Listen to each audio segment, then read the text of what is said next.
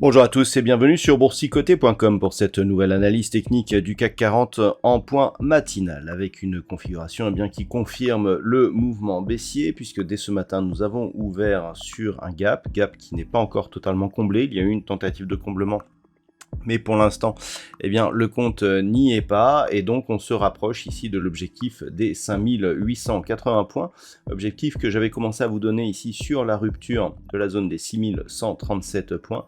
Certes, il y a eu un drawdown depuis, mais on voit que finalement, la configuration technique nous aura donné raison puisqu'on commence à être quasiment dans l'épaisseur du trait. Donc, on est ici sur une poursuite de mouvement. D'un point de vue technique, nous avons une configuration qui repart à la baisse au sens des histogrammes du MACD. Le RSI sur lequel on guettait un signal de divergence est en train d'invalider cette divergence puisque si on rentre ici dans la zone de survente et que l'on passe ici sous cette zone de point bas, au niveau de l'indicateur, on aura donc cette divergence qui sera invalidée et on pourra donc valider la poursuite du mouvement baissier. Donc c'est à surveiller aujourd'hui. Et puis par rapport au cours, on voit que alors sur les monnaies notamment, on a des décalages qui vont de pair. On a l'euro qui marque de nouveau plus bas.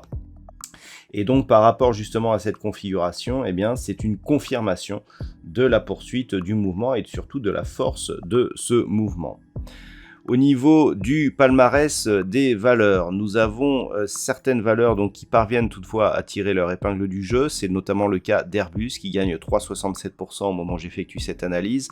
Derrière, on a des valeurs comme Unibail Rodamco, Alstom, Safran ou Sanofi. Au niveau des plus fortes baisses, nous avons des valeurs comme Total Energy qui pâtit un petit peu de la baisse des cours du pétrole. Le WTI est passé largement sous les 84 $. Le Brent est aussi en forte baisse.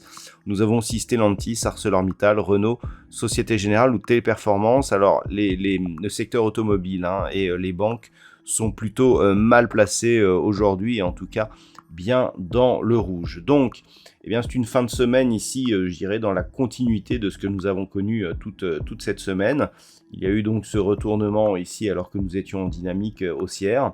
Ce gap de rupture qui avait donc été signalé, qui même après son comblement nous a donné un bon signal ici de retournement. Cassure de la moyenne mobile. Contact ici avec la bande de Bollinger inférieure. Le rebond technique n'a pas permis d'invalider la dynamique baissière puisque nous avons toujours ce gap qui est partiellement ouvert. Poursuite du mouvement et donc là nous avons un petit gap, toujours pas de comblement et donc l'objectif qui est en passe d'être atteint.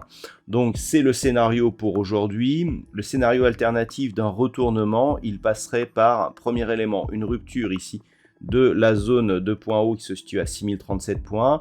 D'un point de vue très court terme, on a un point haut significatif ici sur cette bougie. On viendrait au contact ici de la moyenne mobile 20 exponentielle. Ça serait un test intéressant, mais c'est uniquement pour du très court terme. S'il y a cassure, on aurait une configuration en quasi double bottom, même si ici on a un point bas qui est inférieur à celui que nous avions sur cette bougie, mais en tout cas on pourrait évoquer un possible retournement très court terme. L'objectif serait la zone ici 6137, 6143, zone sur laquelle on viendrait combler le gap, casser la moyenne mobile 20 exponentielle et recasser ici une ancienne zone majeure qui a été tantôt résistance, puis support sur cette phase avant son franchissement sur gap. Ce n'est qu'au-delà des 6137 que l'on pourrait reprendre un petit espoir haussier. C'est dire si on est loin de ces niveaux actuellement, surtout vu la dynamique actuelle.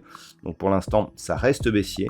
On attend un éventuel contact donc sur cette zone des 5880, dont la cassure, je le rappelle, pourrait provoquer de fortes phases de volatilité, puisque les dernières incursions ici sous ce niveau nous ont donné des fortes phases de volatilité. On le voit ici sur la séquence qui a eu lieu entre la fin juin et le début juillet, et on le voit aussi sur cette séquence ici au début du mois de mars. Donc attention ici à une éventuelle rupture de cette zone de support majeur. Voilà donc ce que l'on peut dire sur cette configuration d'un point de vue technique. D'un point de vue macroéconomique, la journée sera un petit peu plus calme en termes de diffusion. On aura donc à 10h30 les chiffres du PMI, donc on aura le composite manufacturier, PMI des services qui sera donné du côté de la Grande-Bretagne. Cet après-midi outre-Atlantique, nous aurons les ventes au détail qui seront diffusées à 14h30 pour le compte du Canada.